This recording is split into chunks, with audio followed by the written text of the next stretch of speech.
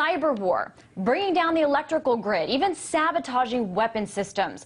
Well, it's the next frontier. The U.S. government is worried war will be waged and has made cybersecurity a national security priority as a result. But now agencies are launching programs like the Perfect Citizen to track cyber threats, but they could be used to spy. And bills are floating around Congress that could give the president the power to shut down the internet.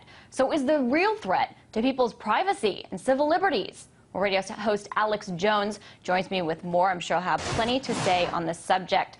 Alex, now you argue that cybersecurity actually has nothing to do with protecting the infrastructure of the U.S., as officials have suggested a war could be waged on. It has everything to do actually with taking over the internet. How do you figure?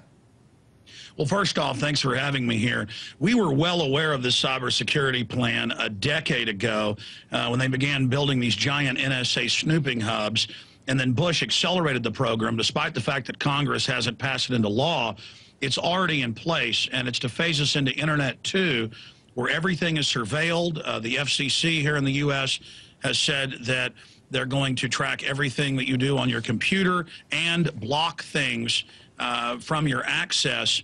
And so this is extremely Orwellian. I mean, even mainstream news in the United States has headlines like, "Is the NSA's Perfect Citizen the ultimate spying tool?" So it's not my opinion. I have analyzed both the legislation and these grids, these huge NSA centers that they've built all over the country, where they're basically forcing all of the internet service providers to wire their main systems through the government. And then they use the red herring of, oh my gosh, somebody will bring down our power grid. Someone will shut down our nuclear power plants. Someone will hack into our B-2 bombers.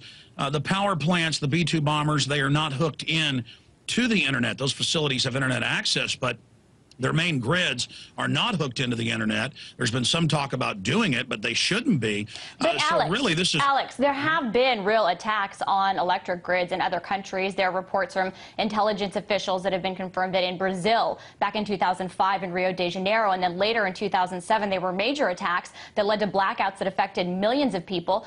Officials believe this is a real threat. So what would you be doing? What's the solution? Well, the point I'm trying to make is that we have Senator Lieberman saying he wants Chinese-style power to, quote, shut the internet off. We have Cass Sunstein, the White House regulations are saying restrict people like myself from criticizing man-made global warming and saying it's a fraud, for restricting 9/11 truthers from having our views. Just 2 days ago, Facebook deleted our official account. There's still fan sites out there for now, but we're seeing a lot of those fan sites now being deleted, and the proof's up on prisonplanet.com. We just posted an article minutes ago about that.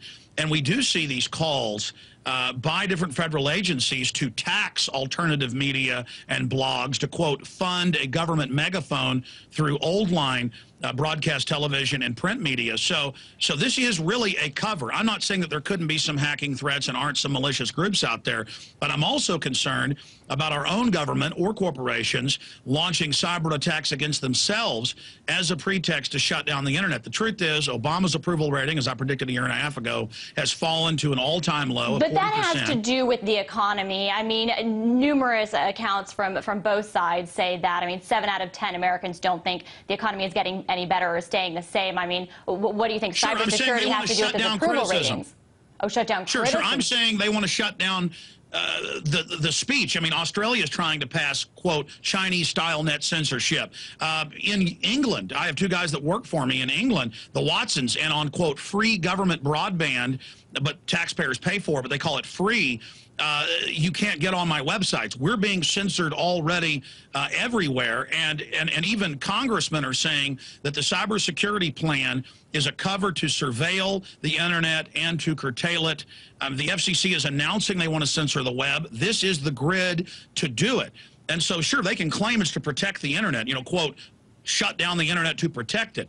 The issue is they are sending up trial balloons to start really restricting free speech worldwide using the Chinese oppressive authoritarian model, and we're seeing censorship everywhere intensify. We're seeing Google, you know, running around all over Europe and the United States and England, trawling for people's wireless internet communications. I mean, that's supposedly illegal for the government to do, but Google's doing it, and it's come out that Google is deep in bed with the National Security Agency. So what we're seeing is Big Brother say, oh, I want to censor you. I want to control you for your own good. I mean, even the New York Times is calling for a kindler, gentler internet. So all Never of us thought I'd hear you side with the mainstream media on that one, but I just want to really ask what you think then is the solution. If cyber war is the next chapter, the next frontier where war is going to be waged, the internet is the means to do that, to do things like shut down the power grid, to even sabotage weapon systems, then what is the U.S. to do to protect against that? Maybe some of these means are necessary in order to be able to protect national security if it is this threat. What would you do? I mean, let me give you the solution. It may be hooked up to the internet in Brazil, but the critical main systems of our nuclear power plants and coal-fired plants and the traffic light systems are not hooked up to the internet. They're on their own internal systems, and we do not need those to be wired into the internet. This is asinine. We have separate private and government networks for this. And I've interviewed top experts in cybersecurity, and they say this is a red herring. My whole point about quoting the mainstream media is that they're not even denying it. This is an admitted fact, and we need to not have critical infrastructure hooked into the internet. That is the solution. Don't hook critical infrastructure to the web and then use that as an excuse to take our free speech. We need more free speech with all this growing tyranny, not less. And the system knows that and knows the people are waking up, so they're panicking and openly coming out on other fronts and saying they want to start shutting down free speech. Alex, it's an interesting point. Really quickly, who stands to benefit from the cybersecurity measures that the administration is taking if they're not as warranted as you believe?